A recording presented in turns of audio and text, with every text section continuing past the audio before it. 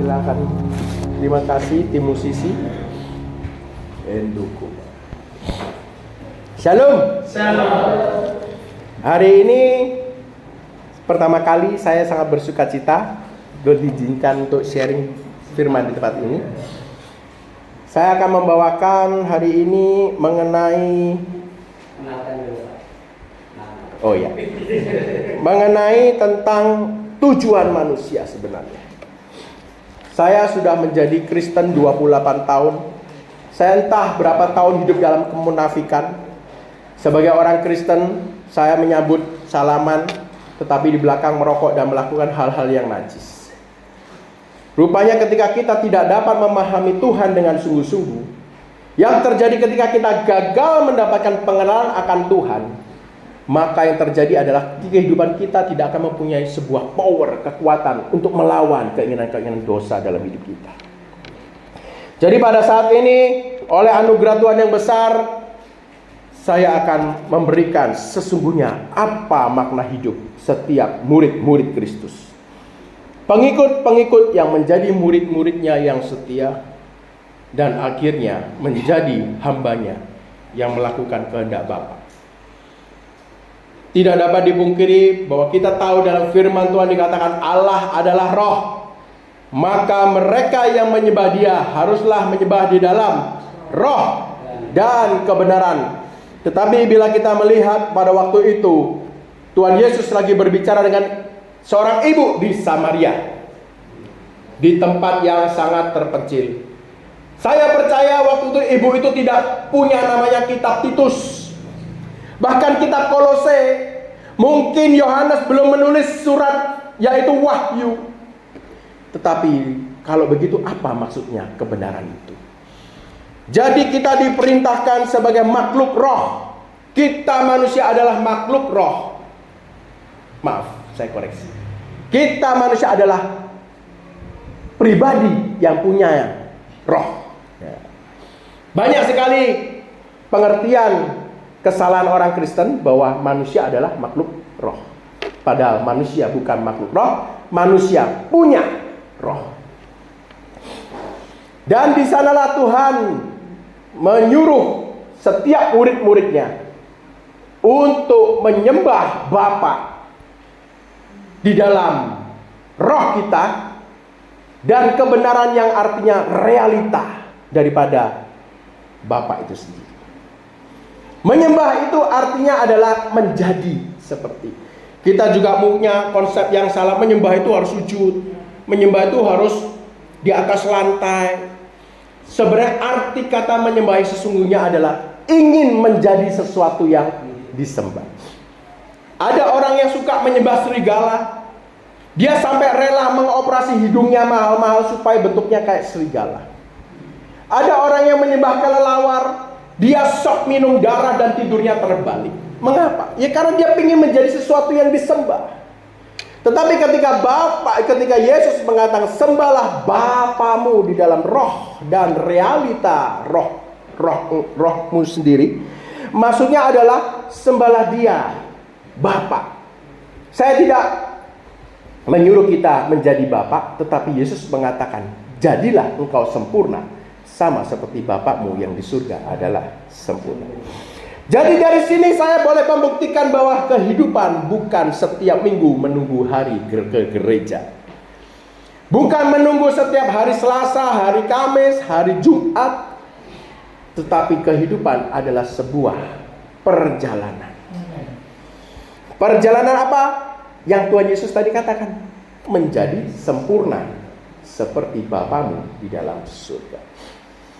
Maka pada saat ini saya akan mengajarkan beberapa langkah-langkah yang kita dapat temui di dalam Alkitab.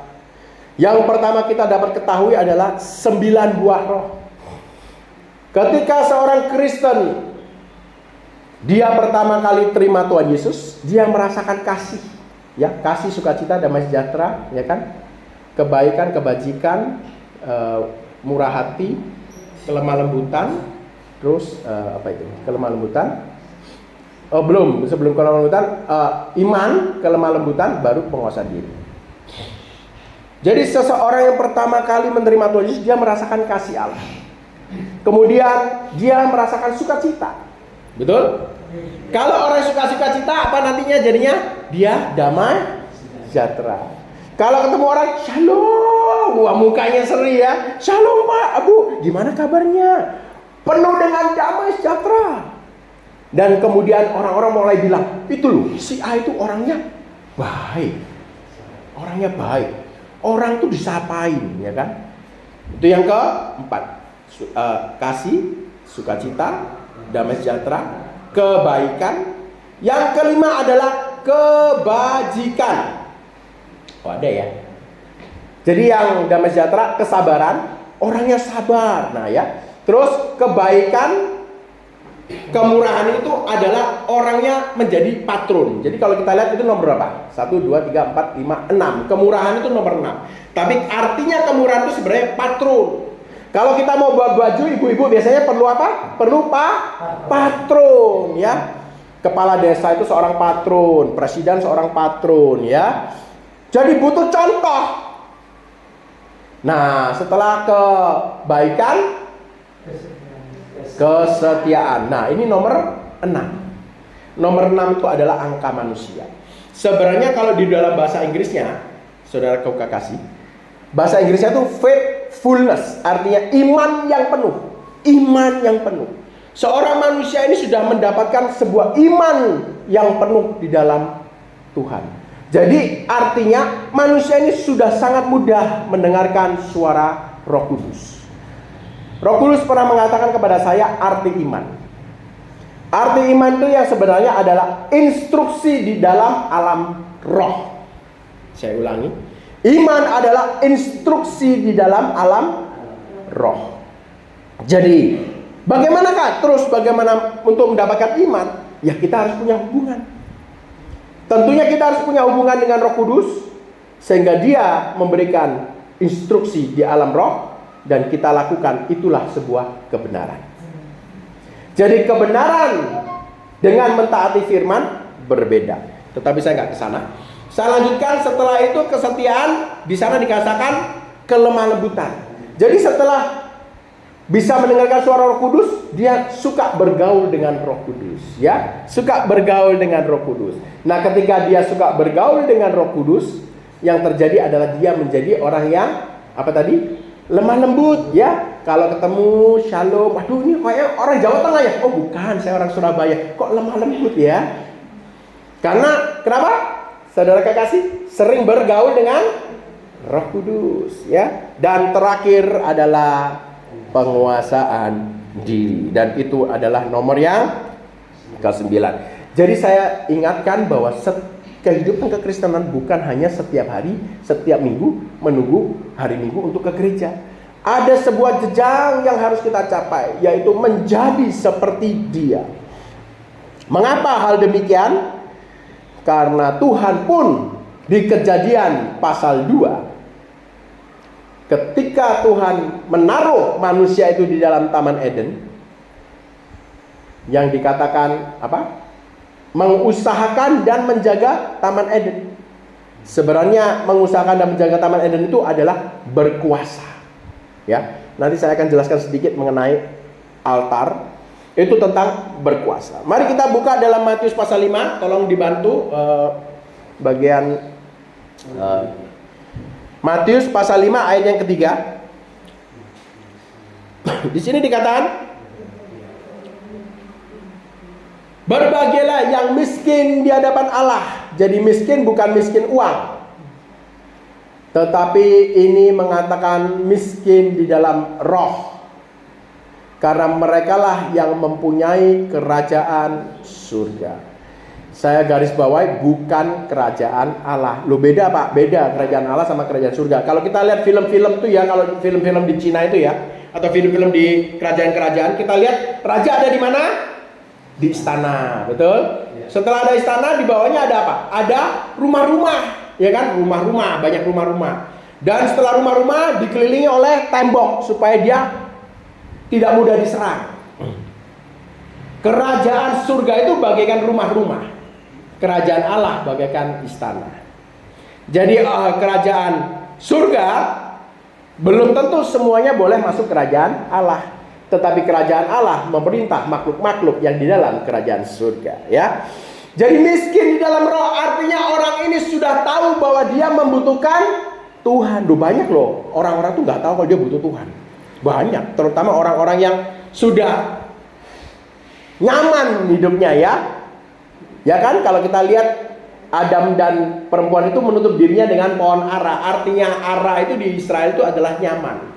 Ya, deposito, uang, emas itu ara, pohon ara, ya, nyaman hidupnya. Lanjut, setelah itu berbahagialah mereka yang berduka cita karena mereka akan dihiburkan, ya. Jadi ya tadi kalau kita udah ketemu Tuhan, kita mulai dihibur. Sustalah, masalahmu itu kecil, nggak usah takut. Wah ya, amin, amin, puji Tuhan. Itu baru level 2. Yang ketiga, lanjut ayat yang kelima, berbahagialah mereka yang lemah lembut, ya. Di sini dikatakan yang lemah lembut. Artinya apa? Yang murah hati, lemah lembut, ya. Karena mereka akan memiliki bumi. Itu nomor 3. Artinya apa lemah lembut? Berbahagialah mereka yang murah hati, lemah lembut itu artinya mereka sudah bisa mematikan daging mereka.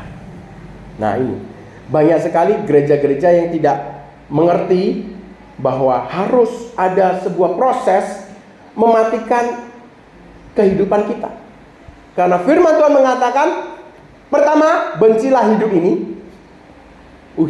Kok berat Pak firmannya? Iya, itu kata-kata Tuhan. Bencilah hidup ini. Yang perintah kedua adalah belajarlah mati setiap hari.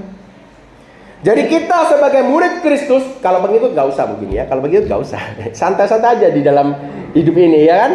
Kan kalian cuma mau gerbang-gerbangnya aja, nggak mau kerajaan Allah, nggak apa-apa. Kerajaan surga udah bagus, ya nggak apa-apa. Ada orang, saya tuh bingung sama orang Kristen, ya. Mereka tuh mau masuk surga tapi nggak mau kenal sama yang punya surga. Jadi saya suka katakan mau makan apel tapi nggak mau apelnya nyentuh ke dalam bibir. Bagaimana caranya? Lele makan apel, makruk gitu ya. Harusnya nyentuh bibirnya sama apel. Oh saya nggak mau Pak, saya mau masuk surga tapi saya nggak usah kenal sama orangnya, bisa nggak? Ya nggak tahu. Ya kamu bisa nggak makan apel tapi bibir kamu nggak kena apel, kan gitu.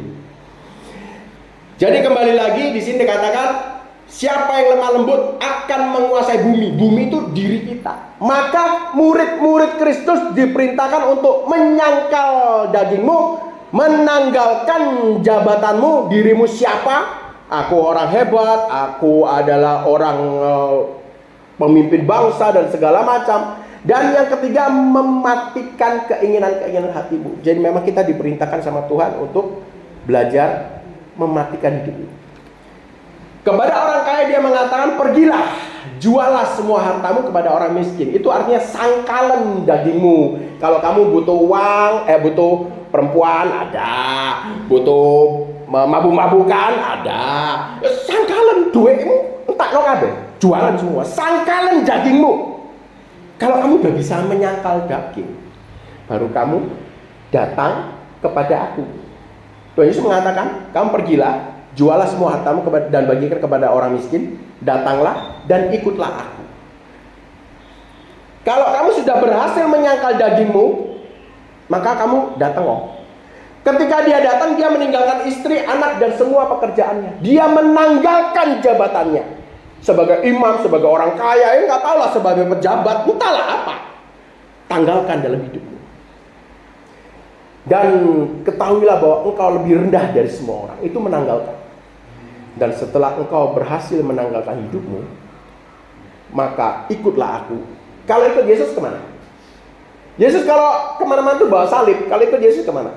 Ya ke Golgota. Nggak kemana-mana, ya ke Golgota. Artinya kemana? Yuk belajar mati, yaitu kembali lagi. Bencilah hidupmu di hari ini. Barang siapa yang mencintai hidupnya, maka mereka akan kehilangan. Tetapi barang siapa yang menaruh hidupnya untuk aku, mereka akan mendapatkan. Jadi artinya memiliki bumi itu adalah sudah berhasil mematikan dagingmu, sudah berhasil menanggalkan aku ke orang ono popoi Tuhan. Aku nggak mau mengejar apa yang di dalam dunia ini. Aku mau mengejar apa yang menjadi kehendak-Mu yang sempurna. Apa yang Bapak mau katakan kepada aku hari ini. Apa yang Bapak mau katakan 1 minggu ke depan. Aku mau mengikuti itu. Dan terakhir, belajar mematikan kehidupanmu. Artinya kalau biasanya kalau malam nonton TikTok, Instagram, ya kan. Terus kalau udah malam, ayo tidur, aku tak main dulu. Nah itu ya. Terus kalau suruh doa pagi nggak mau, itu dirubah sama Tuhan, ya. Lanjut, setelah itu baru manusia itu bisa melakukan berbahagialah mereka yang haus dan lapar akan kebenaran, maka mereka akan dipuaskan. Kalau nggak bisa sangkal, nggak akan orang ini menjadi haus dan lapar, dan itu baru level 4. Baru level 4. Jadi kehidupan kekristenan bukan nunggu hari Minggu. Ketika kita sudah berhasil menyangkal, menanggal, dan mematikan, kita mulai haus dan lapar akan kebenaran. Karena manusia itu yang tadinya mortal mulai mencari hal-hal yang rohani, hal-hal yang spiritual. Dia mulai mengambil panggilannya sebagai manusia, seseorang yang mempunyai roh dan memakai rohnya untuk kembali kepada Khaliknya, kepada Tuhan. Nah itulah baru Anda belajar menyembah Tuhan. Karena selamanya darah dan daging tidak akan masuk ke dalam kerajaan Allah, bukan kerajaan surga. Bisa orang nggak taat, terakhir aku dia Tuhan mati dulu bro masuk surga, tetapi saya pastikan orang itu tidak akan masuk kerajaan Allah karena akhir hidupnya masih ada darah dan keinginan dagingnya. Jadi itulah yang dikatakan ketika masih ada keinginan darah, keinginan daging, maka tidak mungkin seseorang itu haus dan lapar akan kebenaran, dan tidak mungkin Roh Kudus itu akan memenuhkan orang itu dengan kebenaran firman Tuhan. Setelah itu lanjut dikatakan berbahagialah mereka, agak lupa ingat, yang murah hatinya, oleh karena mereka mendapat kemurahan. Nah ini penting sekali. Ini yang dibukakan sama Tuhan adalah berbahagialah mereka yang berbelas kasihan. Itu arti bahasa Inggrisnya mercy. Mercy itu belas kasihan. Karena mereka akan beroleh belas kasihan. Belas kasihan itu apa? Kalau saya lihat ada ibu-ibu udah kusut, anaknya kecil, kurus gitu ya. Terus udah itu udah lama nggak minum susu mungkin ya, lapar gitu ya. Saya kasih misalnya 50.000. Ibu kasihan banget, tak kasih 50.000. Aduh kasihan. Itu belas kasihan. Salah. Itu bukan belas kasihan, itu simpati. Jadi Anda pikir Anda sudah berbuat belas kasihan. Ada orang bawa karung itu ya, tak bantu Pak. Saya berbelas kasihan sama Anda. Bukan belas kasihan. Belas kasihan itu adalah orang itu sudah menyakiti Anda, orang itu sudah mengambil keuntungan Anda, orang itu sudah bencana dalam hidup Anda, tetapi Anda bilang aku tetap akan mengampuni orang itu karena aku sayang sama kamu Tuhan. Itulah belas kasihan. Dan belas kasihan ini akan melepaskan segala kutukan-kutukan, segala tali-tali yang mengikat dalam hidup kita. Serius. Belas kasihan itu power kekuatannya besar sekali.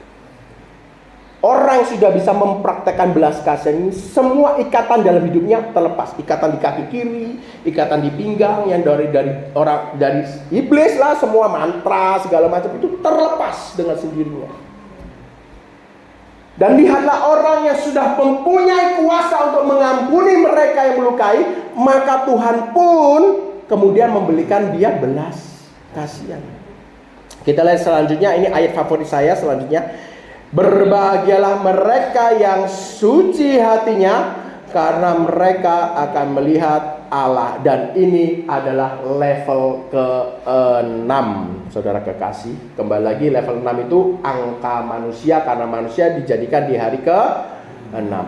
Maka orang yang berbelas kasihan itu tadi akan menerima belas kasihan, yaitu Allah memberikan kepada dia hati yang suci.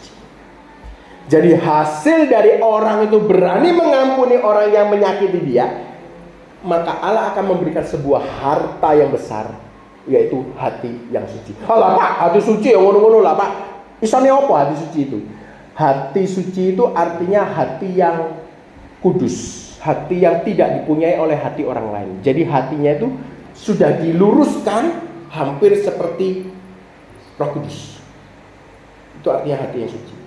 Hati yang tidak dimiliki oleh manusia, tetapi hati yang mau dirubah menjadi sejajar dengan hatinya Tuhan. Orang yang punya hati Roh Kudus, dia bisa menangisi orang-orang lain. Orang yang punya hati yang suci ini, hati Roh Kudus, dia bisa menangisi bangsa. Dia bisa menangisi keluarganya. Dia bisa menangisi orang yang baru menyakiti dia. Jadi hati yang suci ini yang terpenting, dia bisa melihat Allah. Lupa Allah bisa dilihat. Saya kasih tahu, ada banyak miliar, triliun malaikat belum tentu bisa melihat Allah, karena dia tidak punya otoritas untuk melihat Allah. Serafim punya sayap 6, 2 untuk tutup mata, 2 untuk tutup kaki, 2 untuk terbang. Ngelihat Allah enggak? Enggak boleh. Enggak boleh. Allah itu begitu kudus, suci, api yang tak terhampiri. Bayangkan, api yang tak terhampiri. Begitu malaikat buka, terbakar, dia hilang. Api yang sangat kudus, yang tak terhampiri. Tetapi kita diizinkan untuk melihat dia. Kenapa nomor 6? Karena Allah mengizinkan manusia melihat dirinya. Dan itu sesuatu yang sangat indah. Ketika aku bersekutu dengan dia, aku berdiam dengan dia, dia ada di depanku ini. Kita ngobrol. Dan itu adalah sesuatu yang sangat indah. Sangat indah. Dan kita bisa ngobrol dia 1-2 jam. Cuma diam aja. Kita memandang dia. Jadi orang Kristen itu 1 diperintahkan untuk melayani, 2 diperintahkan untuk menunggu, 3 diperintahkan untuk memandang. Wow. Diperintahkan untuk memandang.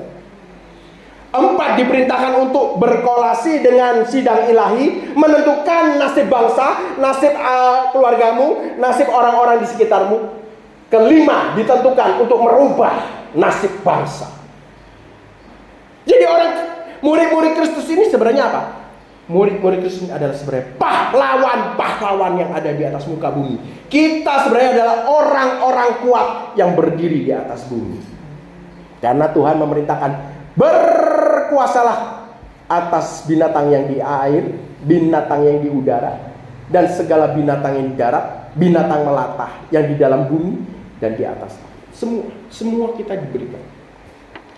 Jadi sebenarnya murid-murid Kristus itu adalah makhluk-makhluk yang perkasa yang ada di atas muka bumi. Ketika kita sudah dapat melihat Allah, kita ngobrol dengan Allah panjang lebar, maka lanjut ayatnya, maka berbagailah mereka yang membawa damai, karena mereka akan disebut anak-anak Allah. Jadi kepada siapa kita berkumpul, kita akan menjadi. Kalau kita kumpul sama orang mabuk, percaya 3 minggu kita jadi pemabuk. Kalau kita tiap hari ngobrol sama Allah, maka kita akan memasukkan, menginfuskan kehidupannya dalam kehidupan kita.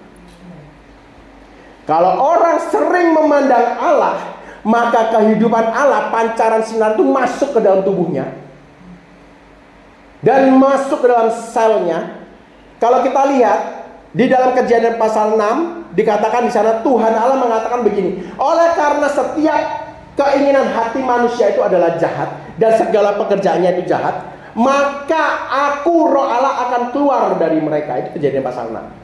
Dan kita lihat ke orang-orang yang di dalam Kejadian pasal 6 hidupnya berapa? 400 tahun, 600 tahun. Ya kan? Metusaleh 976. Hari ini 69 ya. Hari ini berapa? 120. Itu wes sesepuh katanya. Jadi ada roh Allah yang hilang. Oh ya, hilang kan roh Allah itu, pergi kan. Sehingga manusia itu udah gak bisa hidup lebih dari 120. Kebanyakan tidak bisa. 80, 120. Divonis sama Tuhan. Tetapi saya mau katakan hari ini, kalau engkau sungguh-sungguh cari Tuhan hari ini dan mau menyiapkan tubuhmu menjadi wadahnya Dia sudah mengatakan suatu hari kelak roh Allah yang keluar itu akan kembali masuk. Roh Allah yang keluar dari manusia tadi itu, yang bisa membuatkan manusia itu hidupnya ratusan tahun, itu akan kembali masuk kepada setiap manusia yang wadahnya siap. Pak, kok ngomong asal loh Pak, ini ayatnya Pak, kok ini ngawur aja. Oke.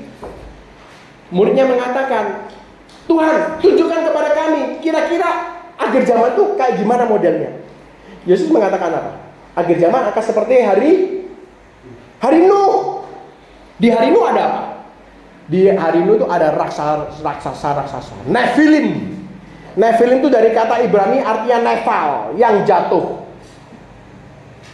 Dan Nephal itu kawin Nephal itu dan dengan anak-anak terang itu, anak-anak Allah, menikah dengan anak-anak manusia. Mereka melahirkan Gibor, ya. Mereka melahirkan Gibor, ya. Jadi di sana itu ada Nephal sama Gibor. Nah, banyak yang berdebat, ya. Kejadian pasal 6 anak-anak Allah itu siapa? Kalau saya dikasih tahu Roh Kudus, itu anak-anaknya Set, bukan malaikat-malaikat yang jatuh di dalam buku Inok. Bukan itu. Mengapa? Karena saya percaya Alkitab memegang 66 buku itu bukanlah sebuah kebetulan. Di Perjanjian Lama itu 39 buku, di Perjanjian Baru 27 sama dengan 66. 39 Perjanjian Lama itu 3 dikali 3 sama dengan 9, Bapa, Putra, Roh Kudus. 3 yang dimultiplikasikan jadi 3. Inilah Tauratku. 3, 9, 39. Dan ketika Allah mengatakan tentang perjanjiannya yang baru, dia mengatakan 27. Angka 2 itu artinya saksi. 2 mata, siang dan malam, atas bawah, kiri kanan. 2 itu saksi. 7 itu sempurna. Jadi apa? Saksi yang sempurna. Di total 39 tambah 27 sama dengan 66. Kalau ada orang nggak kawin, dia bilang, Pak, Alkitab ini bukan untuk buat saya, Pak. Loh, kenapa? Kayaknya jumlahnya 66. Enggak. Alkitab itu 6 yang pertama untuk laki, 6 kedua untuk perempuan. 66. Saksi untuk manusia. Kembali lagi, jadi di zaman Nuh itu akan terjadi namanya ada Nephilim dan Gibor. Oleh karena itu Tuhan juga menyiapkan wadah-wadah setiap hamba-hambanya yang siap untuk kembali dimasuki oleh roh yang besar itu, supaya kembali berperang dengan Nephilim dan Gibor. Nah, ini udah mulai keluar, ya. Di luar negeri itu banyak sekali partikel accelerator itu, mereka katanya bisa mengeluarkan makhluk-makhluk yang tidak kelihatan menjadi kelihatan. Nah, itu masalahnya banyak sekali. Banyak sekali rahasia-rahasia yang kita tidak ketahui. Tapi bila kita sayang sama Tuhan, Tuhan akan mengetahuinya. Karena ada firman-Nya mengatakan begini, adalah sebuah kemuliaan untuk Tuhan untuk menutupi dirinya dengan misteri-misteri. Jadi Tuhan tuh hidup di dalam kegelapan misteri. Adalah sebuah kemuliaan untuk raja mengungkapkan sebuah misteri. Lanjut. Berbahagialah mereka yang sebelumnya. Yang tadi ya. Nah, jadi anak-anak Allah ini apa? Anak-anak Allah ini adalah mereka yang bisa dikatakan ya dewa-dewi. Dewa-dewi. Bahasa Indonesia itu ilah-ilah. Jadi kalau kita lihat Allah itu kan al-ilah-ilah. Jadi ilah-ilah dia Allahnya. Alkitab kan kitab-kitab, dianya Alkitab. Jadi segala kitab. Jadi kalau Allah itu ilah-ilah, jadi akan disebut menjadi ilah-ilah Allah atau dewa-dewi. Loh Pak, kowe kok ngawur Pak? Kita kan manusia, nggak bisa jadi Allah. Ada nggak seorang ayah yang normal? Karena banyak sekali yang nggak normal zaman sekarang ya. Anaknya diperkosa, dijual, pokoknya aneh-aneh gitu. Yang normal maksud saya. Anak yang normal bilang sama anaknya, Dek, kowe aja sekolah jauh-jauh, apalagi mau kuliah di mana? Di Surabaya. Aduh, jangan. Bapak aja petani kok kamu jadi dokter. Nanti kalau bapak kalah lah kamu hina bapak. Tiap hari kamu bilang, hei bapak goblok, bapak petani, saya dokter gitu. Ada nggak orang tua yang normal lagi? Nggak ada. Setiap orang tua normal pasti mikirnya, saya nggak apa-apa tersisa, yang penting anak saya menjadi seorang. Yesus pun mengatakan adalah seorang baik bila murid sama dengan gurunya, tidak lebih tinggi. Artinya Tuhan Yesus tidak takut kita samai. Bahkan Yesus mengatakan, tidak tahukah engkau bahwa engkau akan melakukan hal-hal yang lebih besar? Hal-hal yang lebih besar. Jadi kalau kita bisa bayangkan, Yesus itu yang pakai bor itu yang baru 6 mili, gitu ya. Kita tuh yang gede, kayak gitu. Yesus enggak, minder kok. Justru dia malah katakan lebih besar lagi bornya supaya kehendak Bapakku terjadi di atas muka bumi. Makanya kita jangan salah konsep. Kalau kita dibohongi iblis, kamu manusia, kamu nggak berguna, kamu itu victim, kamu tuh orang pokoknya tunggu hari mati lah, kamu pokoknya bertahan aja sampai dia datang lah. Itu bohongan iblis. Kita dipanggil untuk masuk dalam alam roh, kita dipanggil untuk berperang dengan makhluk-makhluk roh. Karena peperangan kita bukan melawan darah dan daging, tetapi melawan pemerintah, penguasa, penghulu-penghulu yang gelap, dan roh-roh jahat. Saya nggak bisa jelasin tentang 4 itu karena terlalu banyak. Lanjut, berbahagialah mereka yang akan dihina oleh kebenaran, karena mereka yang mempunyai kerajaan surga. Di sini maksudnya kebenaran itu hidup di dalam kebenaran. Dan terakhir, berbahagialah mereka yang dicerca, dimaki oleh karena namaku. Nah, jadi orang yang di level 9 ini sudah tidak mementingkan kehidupan dia. Dia mau mati, mau enggak, mau dimasuki penjara, mau dipukuli, enggak apa-apa. Yang penting dia melakukan kehendak Bapa. Jadi memang ada levelnya. Saya percaya kalau saya disuruh sama Tuhan pergi ke dalam sebuah tempat ibadah, terus kamu teriak-teriak di sana pakai toar gitu, Yesus Tuhan, saya nggak punya iman. Ya kan? Punya iman di sana, dipukuli, siap? Bukannya dipukuli loh. Anda dicari keluarganya di mana? Dicari masalah satu keluarga, ditangkap semua. Siap? Nah, makanya butuh proses, butuh tempaan, butuh disiplin, butuh taat dengan Tuhan. Saya berikan lagi contoh di dalam Wahyu. Kalau kita lihat di dalam Wahyu pasal 2 dan pasal 3, di sana dikatakan ada 7 gereja. 7 gereja. Ini saya cuma membuktikan bahwa di dalam hidup ini ada sebuah jalan yang harus kita lalui, ya. Gereja yang pertama adalah gereja Efesus. Artinya gereja Efesus itu apa? Artinya gereja Efesus, arti kata Efesus itu adalah yang dilirik. Yang dilirik. Di sana dikatakan di dalam gereja Efesus, barang siapa menang, mereka akan diberi kuasa untuk makan dari buah pohon kehidupan. Gereja Efesus ini artinya yang dilirik, dan barang siapa menang, dia akan diberi kuasa untuk makan dari buah pohon kehidupan. Jadi kalau misalnya ada laki-laki dia ngelirik perempuan, perempuan ini kok cantik ya, begitu kira-kira ya, perempuannya cantik. Dan kemudian dari Efesus kita lihat ada gereja namanya Smyrna.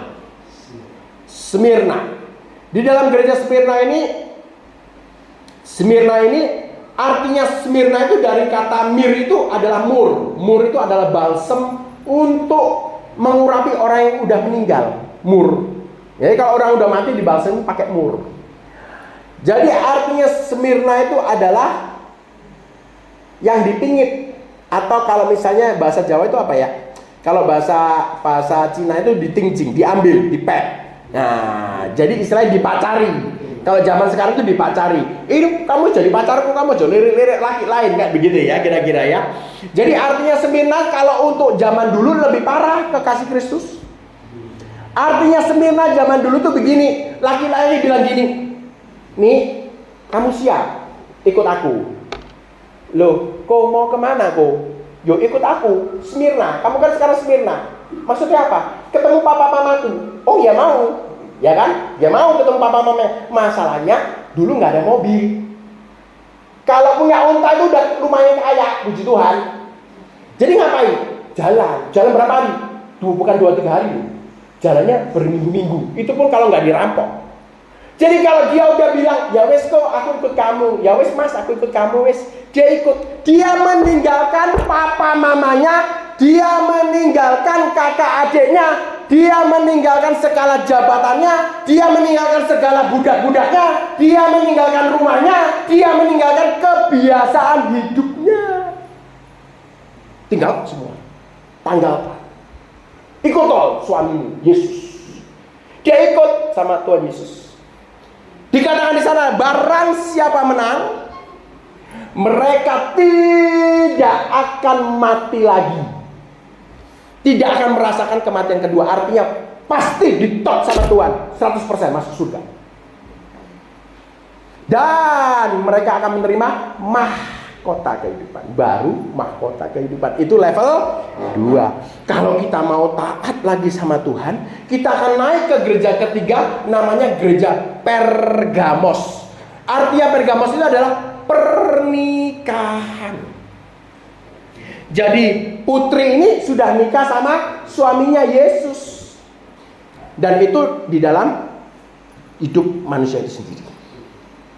Ketika sudah menikah, dikatakan di sana barang siapa menang, mereka akan kuberikan batu putih dan kutuliskan nama di dalam batu putih itu. Dan kuberikan mana yang tersembunyi. Artinya setiap orang yang sudah dinikahi sama Yesus ini, dia punya visi dan misi dalam hidupnya. Visi dan misi. Saya percepat, kemudian setelah Pergamos, di sana dikatakan gereja Tiatira, yang artinya gereja Tiatira itu, artinya Tiatira itu adalah padang gurun. Jadi jangan bingung kalau kita kadang doa, kita udah menyatu sayang sama Tuhan, kayak merasa dia nggak ada. Nah itulah dimana kita ada di padang gurun. Dikatakan di sana barang siapa menang, mereka akan diberikan tongkat, mereka akan diberikan bintang fajar. Saya percepat lagi, itu dipanggil menjadi raja. Raja yang tadi di Pergamos dipanggil menjadi imam. Tiatira dipanggil menjadi raja. Dan kemudian yang selanjutnya gereja Sardis. Ini gereja yang kelima. Artinya Sardis adalah yang sisa. Jadi murid-murid Kristus ini ditempa sama Tuhan. Terus ditempa sampai murni. Loh, sudah suci, lebih suci. Loh, sudah suci banget. Dikasih api supaya lebih murni dan lebih suci. Ditempa kalau kita sudah sampai posisi di Sardis. Di sana dikatakan barang siapa menang, mereka akan dicatat dalam buku kehidupan. Namanya dicatat dalam buku kehidupan.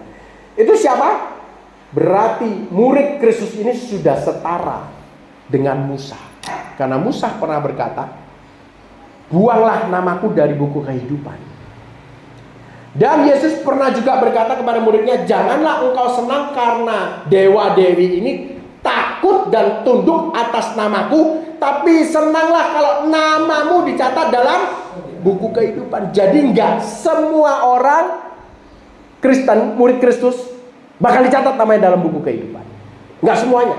Mengapa? Karena setiap orang yang namanya dicatat dalam buku kehidupan, dia punya otoritas membuat kehidupan yang baru.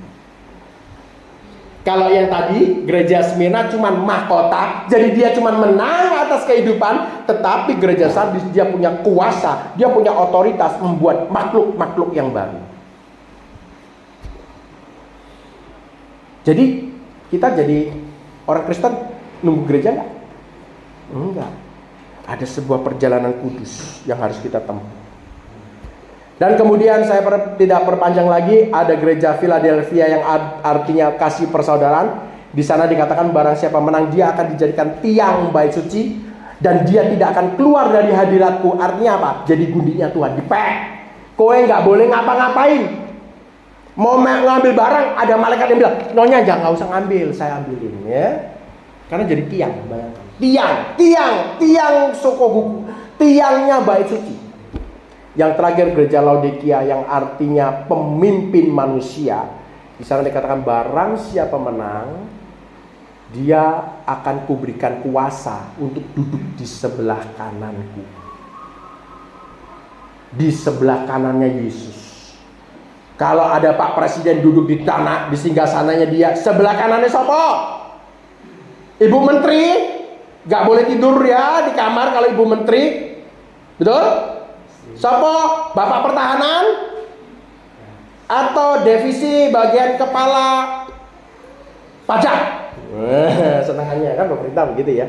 Siapa yang di sebelah presiden? Istrinya. Nah kalau kita diberi kuasa naik ke level 7, bisa jadi istrinya, berarti dia Allah yang baik apa yang jahat? Ya baik, dia gak takut kok disamai sama kita. Kasih itu tidak pernah takut untuk disamai. Kasih itu selalu memberikan lebih dari dirinya yang memberikan. Jadi roh itu adalah makhluk yang bisa mengekspresikan dirinya dan dia suka melayani. Tetapi ya saya tidak bisa jelaskan di tempat ini. Ada roh-roh yang sudah tercemar dan akhirnya mereka merusak dan terjadilah hari ini. Salah satunya yang saya mau juga jelaskan adalah mengenai tentang artinya sebuah kekudusan, ya, artinya sebuah kekudusan. Tadi kita sedang bernyanyi di sini, dengan apa kan ku balas, ya kan? Kesannya itu romantis gitu, ya kan? Segala kebaikanmu, wah kayak Tuhan, aku rasa balas kowe terlalu baik. Kamu tuh gak akan bisa, aku gak akan bisa. Kamu udah baik memberikan hidupmu, memberikan semuanya, aku gak akan bisa balas kamu. Ya kan? Bisa gak balas dia? Hah? Bisa. Nah itu konsep yang salah. Mata ganti mata, gigi ganti gigi, hidupnya ganti hidupmu. Cuman kita nggak mau. Kita nggak mau karena daging itu enak. Siapa sih nggak seneng wedok, duit, jabatan? Siapa yang nggak seneng? Harta, tahta, wanita. Harta itu uang, tahta itu terkenal, kontennya di mana-mana. Sekali ngepost langsung 3 juta, 5 juta. Sekali ngomong semua orang bilang, Pak Hadi hebat ya, Pak Hadi kemana ya? Nah, itu tahta, ya.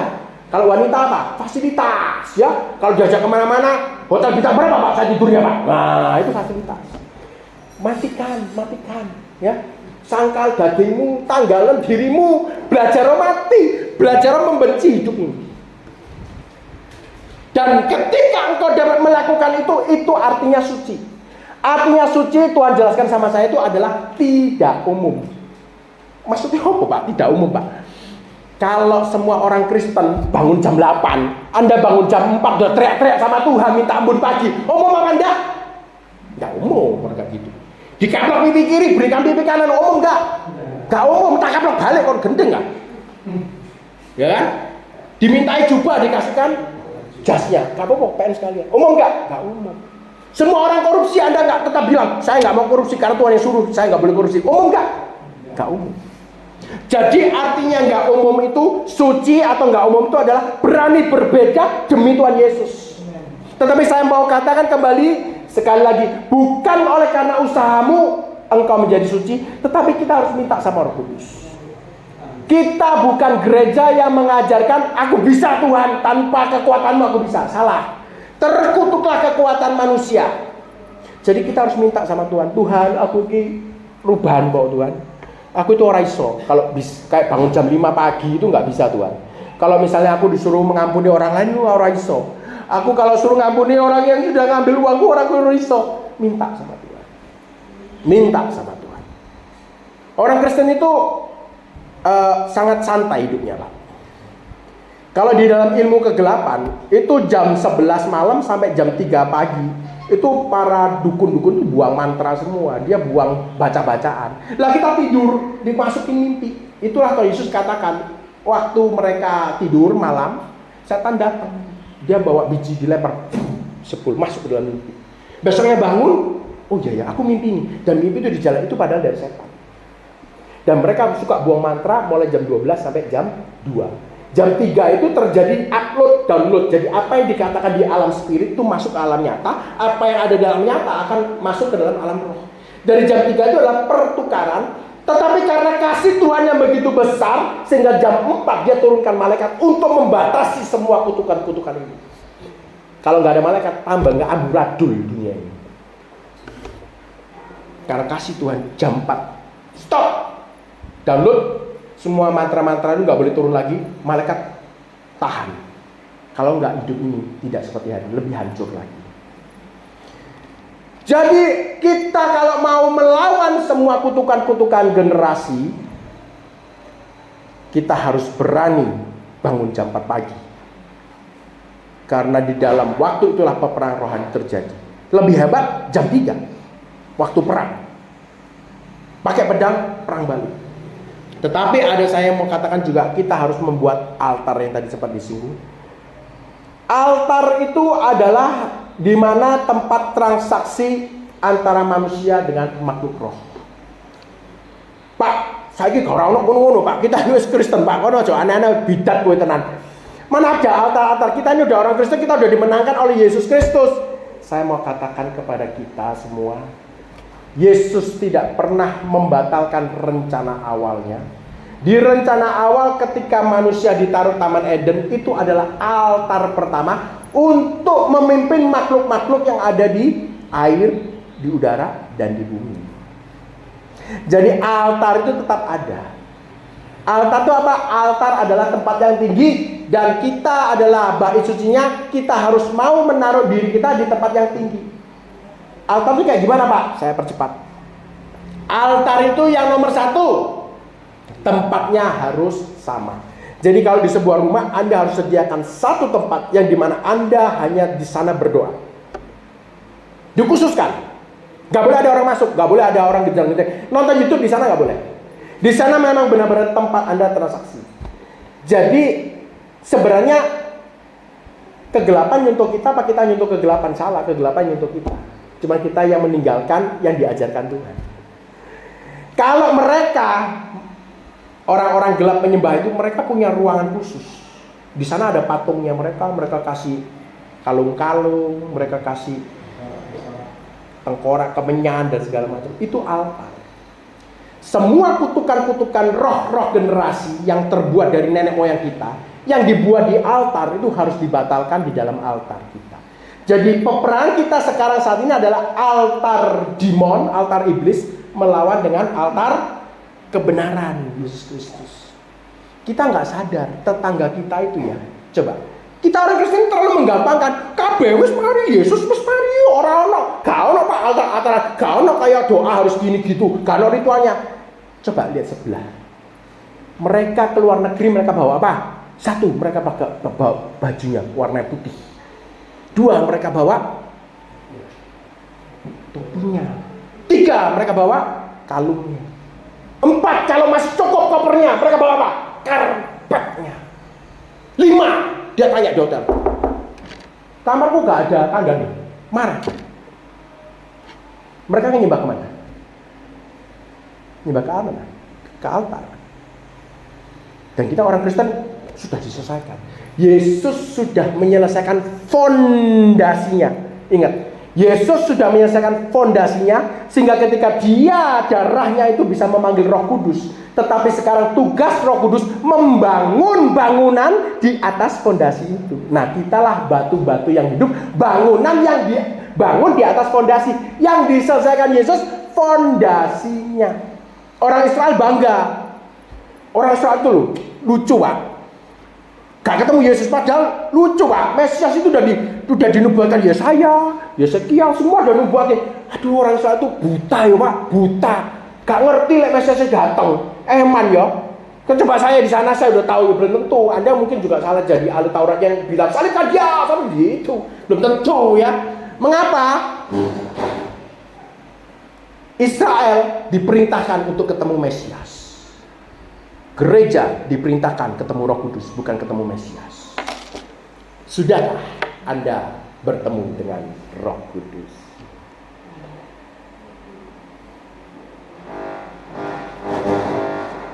Jadi kembali lagi, altar adalah sebuah tempat transaksi di mana seorang manusia bisa bertemu dengan Allah. Yang pertama, tempatnya harus khusus. Yang kedua, usahakan jam-jamnya harus tepat. Saya kalau janji sama Tuhan pagi sama malam. Malam pokoknya jam 10 ke atas saya doa, pagi saya kasih batasan sampai jam 4 sore. Tapi harus ditepati. Tapi saya dilatih sama Tuhan, suruh bangun jam 4. Saya bilang ora iso Tuhan, jam 5. Nah, puji Tuhan sudah bolak-balik jam 5. Tetapi target Tuhan jam 4. Bisa nggak? Bisa.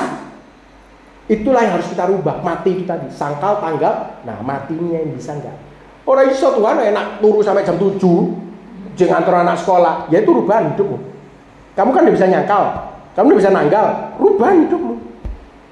Karena kamu tuh bekerja dalam kerajaan Allah. Kamu tuh tentara. Banyak orang Kristen tuh suka bilang gini, saya kalau hidup di dalam gereja itu Pokoknya kalau saya ikut firman Tuhan tuh saya terus ayem gitu ya, harus tenang gitu ya. Saya kasih tahu ya, di dalam hidup ini sebagai murid Kristus itu harus ada dua. Satu, memelihara titahnya. Dua, melakukan perintahnya. Jadi melihara titahnya itu melakukan firmannya, itu memelihara titahnya. Jadi kalau ada orang Indonesia dia bilang, Pak saya bangga Pak, 3 bulan ini loh Pak, aku gak pernah ngerampok Pak, 6 bulan aku gak pernah merkosa perempuan. Bangga aku Pak jadi orang Indonesia. Lu salah. Anda jadi orang Indonesia itu sudah seharusnya menyimpan undang-undang, itu nggak usah bangga. Jadi orang Kristen melakukan firman itu nggak usah bangga, itu sudah seharusnya kamu melakukan firman. Tetapi untuk melakukan perintah kamu butuh hubungan, karena perintah itu keluar dari mulut Allah. Nah, setiap orang yang sudah punya hubungan dengan Roh Kudus, dia akan dipanggil untuk menjadi tentara, bukan lagi menjadi masyarakat. Setiap orang yang sudah bisa mendengar Roh Kudus, dia dipanggil untuk menjadi tentara, bukan lagi hanya sekedar menjadi masyarakat surga. Oleh karena itu kekasihku, altar harus Anda segera tegakkan di atas keluargamu. Karena untuk membatalkan kutukan-kutukan di dalam generasi nenek moyangmu, Anda harus butuh altar. Kalau misalnya nenek moyang Anda pernah ngomong sama sebuah dewa, dia pernah tidur 7 jam di depan dewa, sama menyembah dewa itu, memberikan sesajen. Nah, kamu di hadapan Tuhan berapa menit? Mau membatalkan yang 7 jam, 8 jam tiap hari? Banyak dari kita itu suka mengambil enaknya dalam kekristenan, tetapi kita lupa bahwa altar sudah ditentukan oleh Tuhan dari sejak di Taman Eden. Ketika Nuh keluar dari Bahtera, pertama kali dia yang membuat apa? Mezbah, altar. Pak, apa bedanya Pak? Doa pagi sama doa sore, sama saat teduh, sama mezbah, sama mezbah keluarga, melawan altar, apa bedanya? Saya kasih tahu, bedanya adalah ekspektasi daripada hasil ketika Anda melakukan altar. Kalau doa pagi, tanya, sudah doa pagi? Sudah, saya sudah melakukan kewajiban saya doa pagi menjadi pengikut Kristus. Kalau ditanyakan, sudah saat teduh? Sudah Pak, saya merasakan damai Pak. Tetapi mengenai altar, ketika engkau mengangkat tangan, seharusnya makhluk roh itu datang ketika dipanggil manusia di dalam altar. Altar adalah tempat pemanggilan makhluk yang gak kelihatan, diizinkan untuk datang ke dalam dimensi makhluk yang kelihatan. Itulah. Saya ulangi, altar adalah tempat perjanjian dan istilahnya airport. Nah, di sini ada airport ya, ada bandara. Nah, makhluk-makhluk roh itu nggak bisa melandas di dunia kita kalau nggak ada landasannya. Yang masalahnya diberikan otoritas di bumi adalah manusia, bukan mereka. Jadi ada seorang manusia yang mengizinkan makhluk itu punya landasan, dan dia bisa masuk ke dalam dimensi kita. Kalau kita melakukan altar dan kita terus membatalkan semua kutukan-kutukan, suatu hari nanti sakit penyakit kita akan hilang. Karena kebanyakan sakit penyakit itu karena iblis. Ada ikatan-ikatan di dalam dunia ini, ada ikatan-ikatan di dalam legalitas hidup Anda. Oke, saya akan selesaikan. Jadi apa yang harus saya lakukan Pak? Nah, saya adalah seorang murid yang jahat bila saya memberikan apa yang saya jelaskan, tetapi saya tidak memberikan kepada Anda caranya. Yang pertama tadi altar, buat altar. Lalu apa yang harus kita perbuat dalam altar?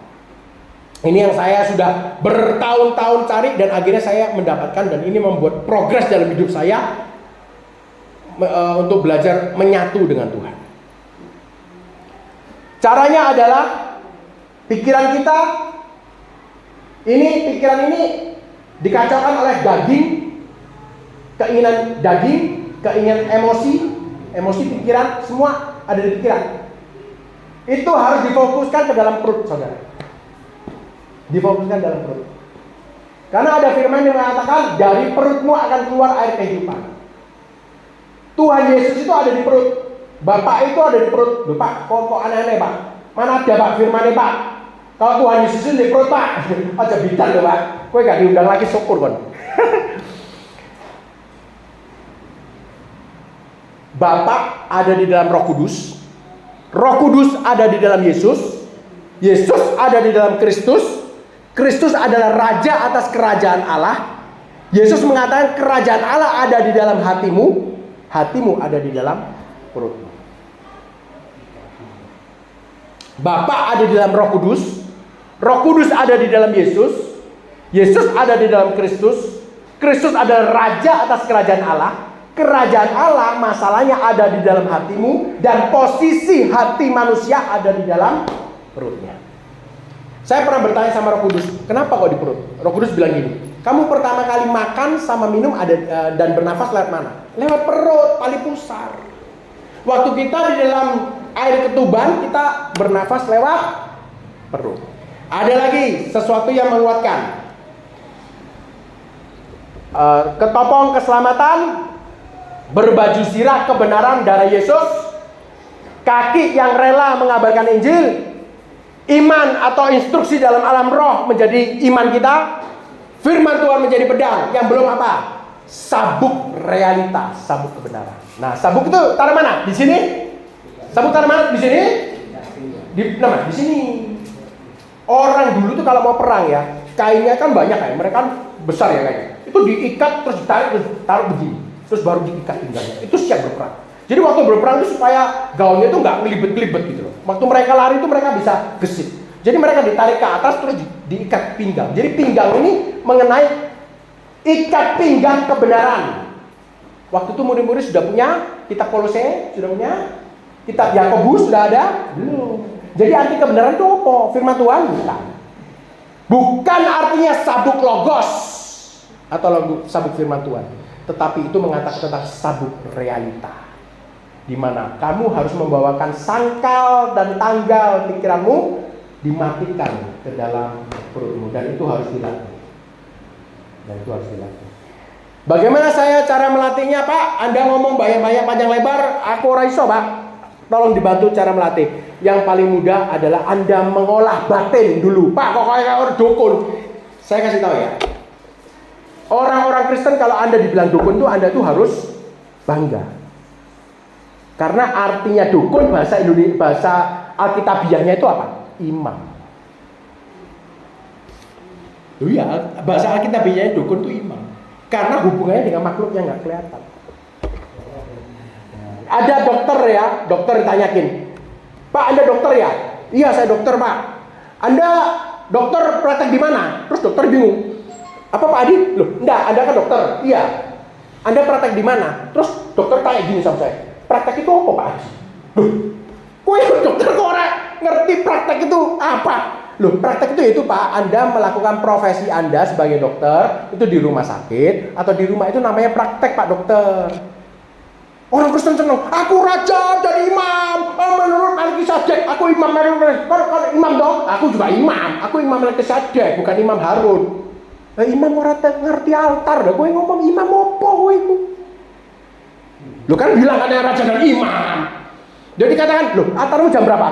Apa itu altar? Lu katamu imam, Bang. Nah, imam tuh harus tahu apa artinya altar, cara memanggil Roh Kudus turun, cara mengizinkan Roh Kudus untuk memperbolehkan dia memanifestasikan ekspresinya keluar masuk ke dalam realita kita.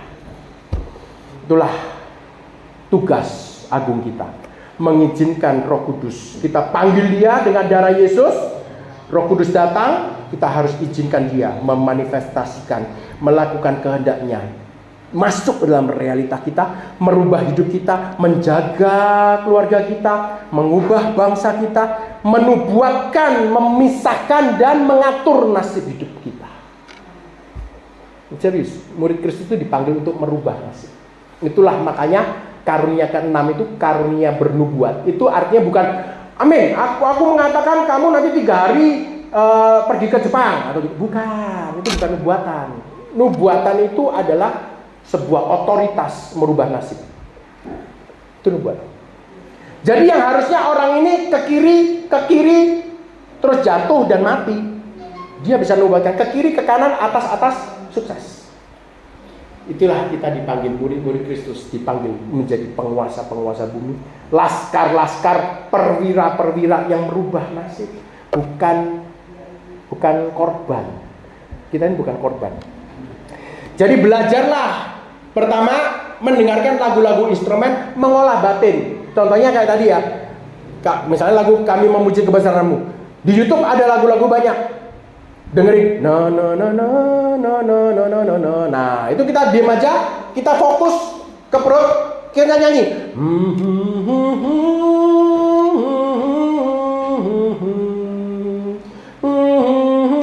Olah batin. Olah batinmu.